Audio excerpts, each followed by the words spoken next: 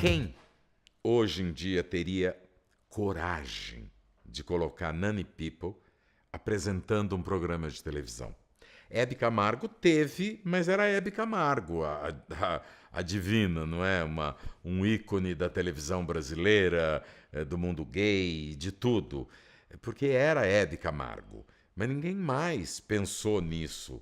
Ela pode destruir a televisão brasileira e acabar. Como, por exemplo, existe uma outra que chama Dame Edna, que eu acho que é. Eu não sei se ela é da Inglaterra. É da Inglaterra. Que é uma maravilha também. E nós não temos. Nós temos o material que eu digo, Nanny People pode fazer isso com o pé nas costas. Mas ninguém tem coragem de abrir esse buraco, entendeu? É um negócio triste, porque até hoje, quando se fala no contrato, como é que chama o casamento que dizem casamento gay, que não é casamento gay, piscironga, não é? Esse negócio, as pessoas olham de lado e não gostam nem de tocar no assunto. É um preconceito velado. Isso existe, sempre existiu. Hoje ele continua velado. Antigamente era pior, não é? Mas tem aí os carecas que ainda quebram lâmpada na cabeça das pessoas na Avenida Paulista, e a lei é um pouco leve demais com esse negócio. Então, é triste.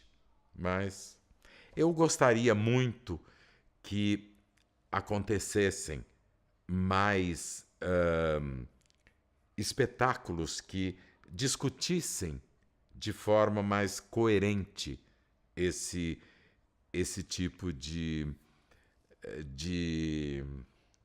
É difícil usar a palavra para coisa que existe preconceito em cima, não é?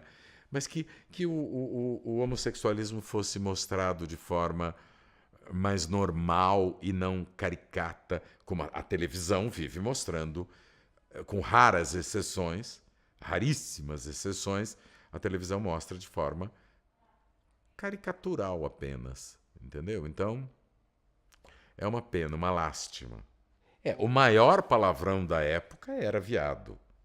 Bicha e viado eram palavrões horrendos, né? Falou isso, podia xingar de filho da puta. Não era tão ofensivo. Mas bicha, viado, sim. E nas sextas-feiras, à meia-noite, eu sempre ia, quando ainda estava aguentando de pé, na sessão maldita, que era a última vez que o filme passava, porque vencia o prazo, que era no Cine Marachá, na Rua Augusta. E era uma coisa incrível, porque ficava todo mundo drogado. Quem não fumasse, ficava, porque era todo mundo fumando maconha lá dentro. E muitas vezes a polícia, na saída, estava ali na porta, prendia uma meia dúzia, dava chute na bunda de gente, a gente saía correndo, mas xingando de bicha e viado, que era a forma melhor de agredir naquela época. Então, a Rua Augusta já era nessa época. Imagine, começava a sessão à meia-noite, terminava 2 da manhã, então a polícia estava sempre ali. Hoje aquilo é um furdunço, né? Um negócio, uma baixaria, digo até. Imagine você se um galã assume uma coisa dessa. Acabou a carreira dele, porque ele é galã para mulheres e não para homens.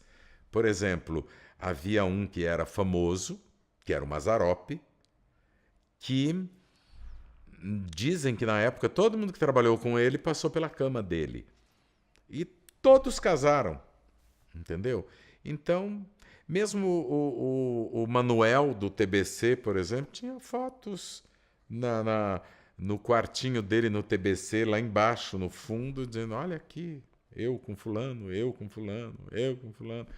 Então, mas eram todos casados, todos, e tinham filhos e tudo. Então, essa coisa da repressão em cima da sexualidade das pessoas, isso existe até hoje e não vai parar nunca de existir, porque o ser humano é perigoso. O ser humano, eu costumo até dizer, não sei se estou exagerando, que o ser humano é uma experiência que não deu certo ainda não, porque se a gente olhar hoje para o Congresso, para o Trump, para aquele cara da Coreia do Norte, para o Putin, para o Hitler, que é coisa pior que aquele cara. Ele foi. É um negócio que a gente devia até dizer que pouca gente sabe, porque quando eu fiz o Bench, a gente fez muitos levantamentos, estudos sobre tudo. Quem colocou o Hitler no poder foram os homossexuais da SS, que era uma força de homossexuais. E depois, quando ele conseguiu ser primeiro-ministro da Alemanha, começou a repressão. Disse, olha, você não pode ser o primeiro-ministro da Alemanha sendo apoiado por essa gente, esse tipo de gente. Foi aí que houve a Noite das Longas Facas, em que se matou generais e todos que estavam num hotel com seus rapazes, e todos os rapazes da SS eram homossexuais, e aí eliminou-se.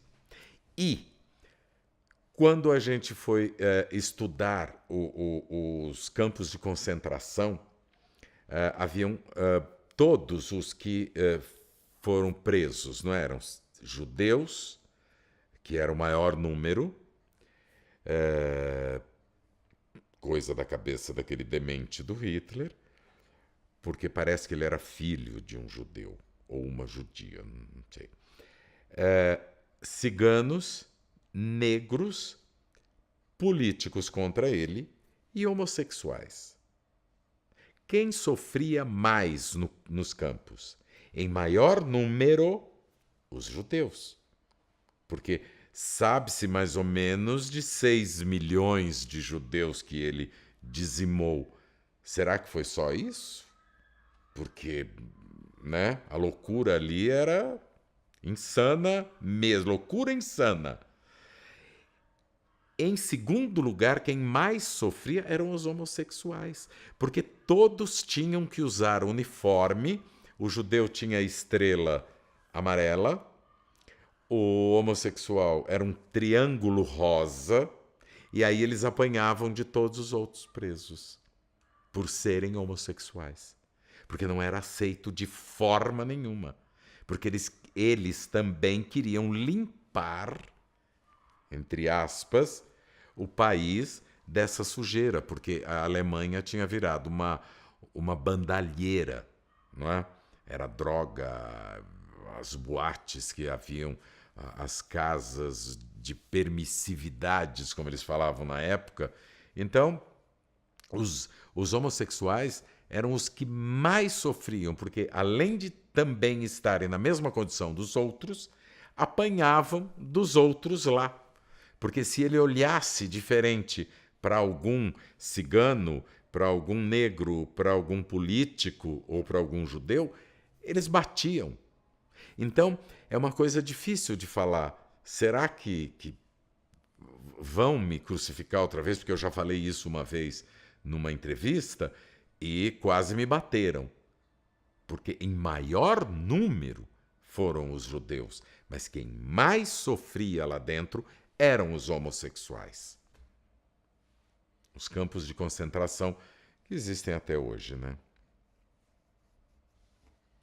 Deixa eu ver aqui na minha cola as minhas perguntas, para eu ver o que está faltando de perguntar.